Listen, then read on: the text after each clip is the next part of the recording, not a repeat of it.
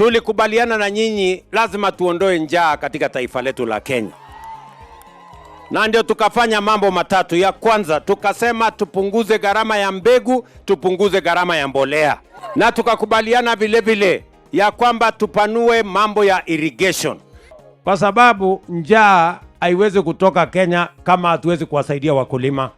Vile sahi kwa serikali ya ambayo inaongozwa na Daktari Ruto ambaye ni rais, tunaamini ya kwamba kwa sababu sahi kuna miradi na kuna miradi ambayo imepangiliwa kwa mambo ya kunyunyizia mashamba maji. So tunaamini sisi hapa Morulem tunaweza kufaidikia kwa hiyo miradi. Agricultural ni backbone. Na hata Sigor hiyo ndio inatusigilia. Sisi ni wakulima na bwana. Currently, the total area under irrigation in this country is about 777,000 acres. When you look in terms of statistics, that's just about 2% of the total arable land in this country. And majorly, when you look at the potentials which are there, we are likely, with the current water resources, to increase that area to almost for 3.9 million acres with proper interventions. Kwa kusema ukweli, maji ni uhai, na tusipopata maji hakuna uhai.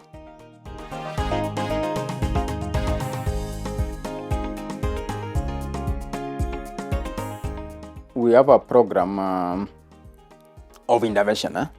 We call them community irrigation projects under the national expanded program.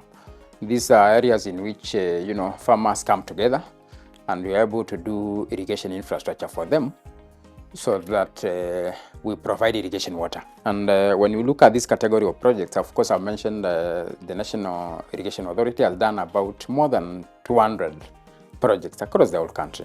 In terms of acreage, these are projects which you will find ranging between 100 acres to almost 3,000. And purely we transfer the infrastructure back to the farmers for operation and maintenance. Hakuna mtu anatoka shamba. Hebu angalia hii msituni vile iko. Ni kama msituni. Hebu angalia hata mtu potea. Hakuna mtu hasa akona fikira cha kwamba kwenda wapi? Kwenda usumbua mtu. Unataka mtu akuja kusaidie kwa kufuna hii mahindi.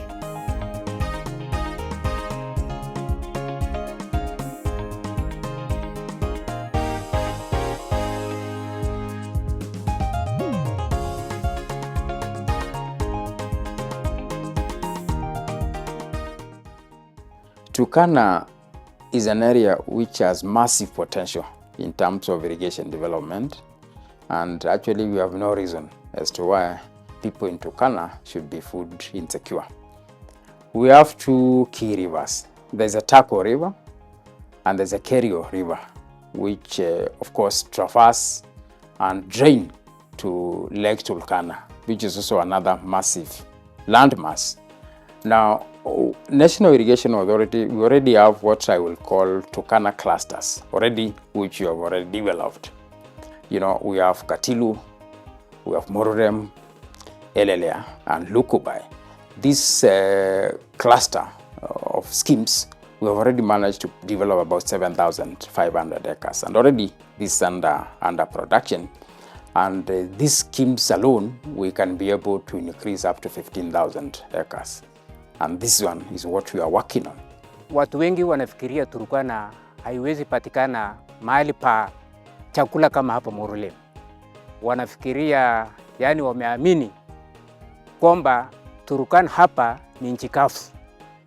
Lakini maajabu ni kwamba kuna sehemu ambayo inaweza kutoa chakula ya kulisha wenyeji, na pia the entire county hapa Morulem tuko na wakulima 3,525 na tuko na hekari 750 ambayo tumelima yote kwa sasa. Mzuri ya shamba tunapanda, saa zingine tunapata mahindi, tunapata mtama kidogo. Hiyo mahindi tunajisaidia kwa sukuma shashi kwa sababu pande hii ni pande ya jua. Hii chakula mtama saa zingine mnapeleka kuuza.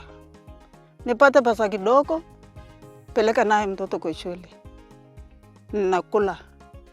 Mimi mwenyewe naamini hii shamba anatusaidia kwa sababu anagusa upande ya shule, anagusa chakula ya kukula.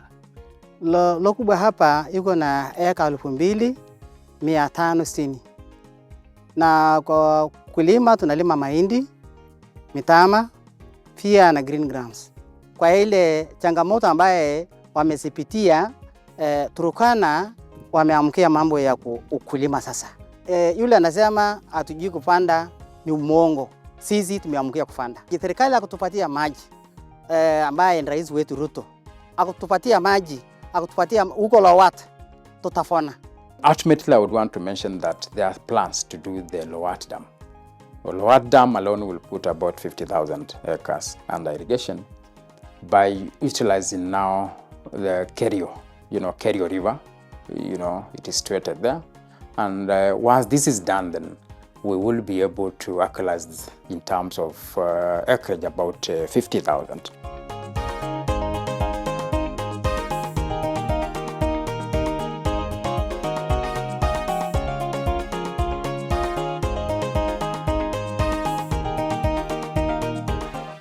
Katika irrigation scheme ina ekari 1500.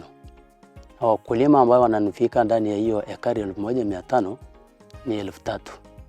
Maji ni uhai, ndiposa tunasalisha chakula. Kwa mfano sisi tukiwa Katilu tunatumia hii mto inaitwa Trikwel. Hii mto ya Taukwel ni permanent river ambayo maji inafurika kutoka January hadi December. So huko sisi tunanufaika sana kwa maneno ya maji. Sisi tukiwa wamama tunaona kama hii scheme inatusaidia zaidi. Wakati yenye tunapanda hii mahindi ya Kenya Seed inatusaidia pakubwa. Kitu cha kwanza, watoto wanaenda kwa shule. Hii pesa yenye unapata hapa hivi, unahakikisha mtoto wako ameenda secondary. Unahakikisha mtoto wako hawezi gonjeka alafu unakosa pesa ya kusaidia huyo mtoto kupeleka hospitali. Inakusaidia pia hii wanyama kupata katika boma.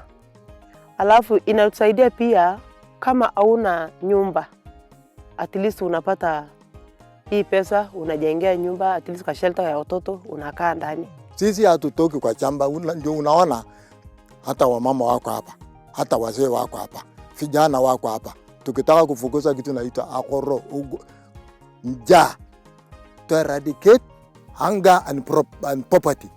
Bila tunahesabiwa kwamba ati lazima tuende kuomba. Sisi tunakataa hiyo.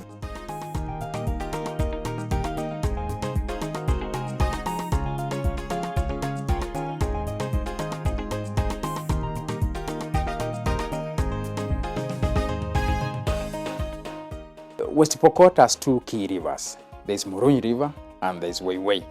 And I want to mention is that the potential which is there is about 25,000. And we have only exploited about 4,000 or thereabout. Though there's still a lot which is to be done to exploit the additional 21,000. So if we can be able to provide an alternative source of income through farming, and I think there are testimonies and case studies like if you go to Chesangatat Reach, whereby youth would rather now engage in farming than going to steal or engage in castle rustling.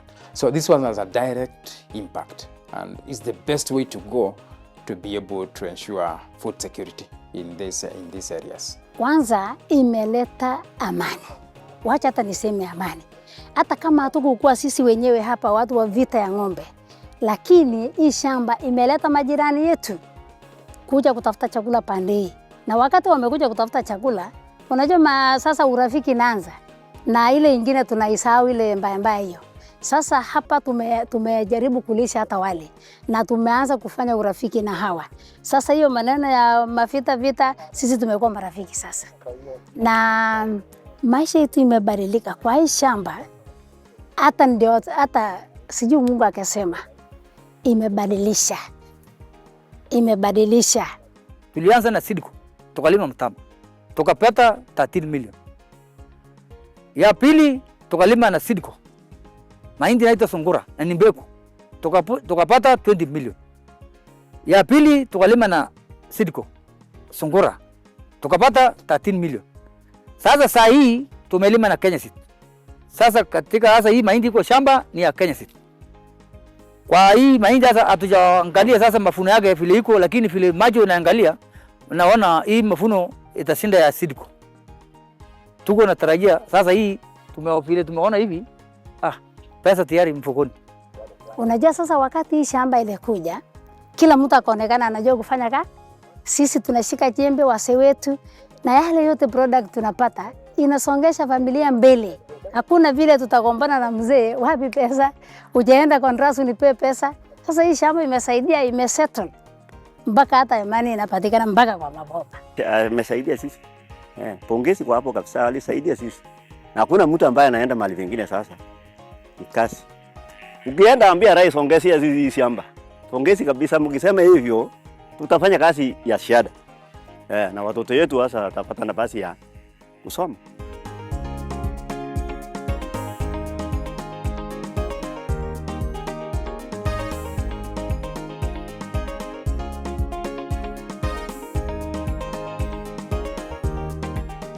Recently, due to the El Nino, episodes and flooding problems, the weir was undermined in Pekera, and we were able to repair now the weir in terms of mitigation. And now this scheme is back into production. So the whole of the 3,500 going forwards will be able to be put under crop. Wakati serikali walikuja 2024 wakatutengenezea intake yenye ilikuwa imeharibiwa na River Pekera. Hakukuwa na maji yote yenye inaingia kwa scheme. So hapo ndio walipomaliza after 2 months ndio tukaanza kupanga program ya mimea, yani ya mbegu. Kenya Seed na Sidco walikuja kutuhamasisha umuhimu ya kupanda mbegu, na walitupatia mbegu zao na wakulima wamepanda. Na vile tulitoka kwa subsistence farming na tumekuja sasa kwa commercial farming yenye iko na contract, inasaidia wakulima zaidi kwa sababu bei ya Kenya Seed na Sidco iko juu, na tunaona itasaidia mkulima sana. Unaona sasa hii ya contract farming at least inaweza imetuwezesha, imekaa kama kilimo biashara, imetuwezesha hii kusomesha hata watoto imekuwa rahisi. Cause unalima mimea, unapanda, baada ya hapo unajua kuna mahali watachukua. Sasa at least iko na soko tayari.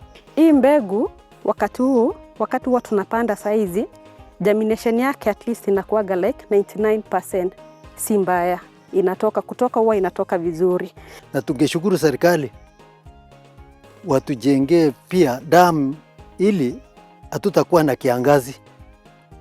Sababu hii damu ikijengwa, Pekera itakuwa na maji throughout. So mara kwa mara Pekera tukitumia tu especially maji ya kawaida. Kukikuja wakati ya kiangazi inaanza watu wanapigana kwa sababu ya maji na kwa kidogo. Pekera iko na acreage zaidi ya karibu 10,000 ambaye ilimwe zingine. So unaona watu wanaenda kama kwa lake wanafuta maji ikuje juu. Na tukihimiza hiyo damu ikijengwa itatusaidia sana mpaka hata watu watatumia generator. Watu watatumia maji ya mto. We have been talking about that dam, and it is one dam. If it is done, we can put another additional 50,000 acres under irrigation, and immensely, expand. It will directly, command Pekera irrigation project. So once this is done, we'll have sorted out that issue. So that is a development plan which we have for Baringo. Massive potential is an area which we can actualize and achieve a lot in terms of food security.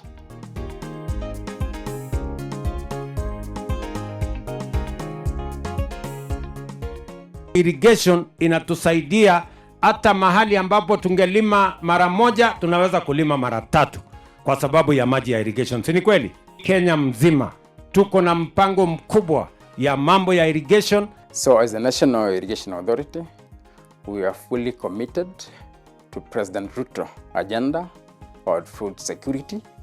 We have the resources, and additionally, we are resourcing more from the private sector capital. And we assure you it is going to be done, and the mechanisms and the frameworks are in place to ensure that.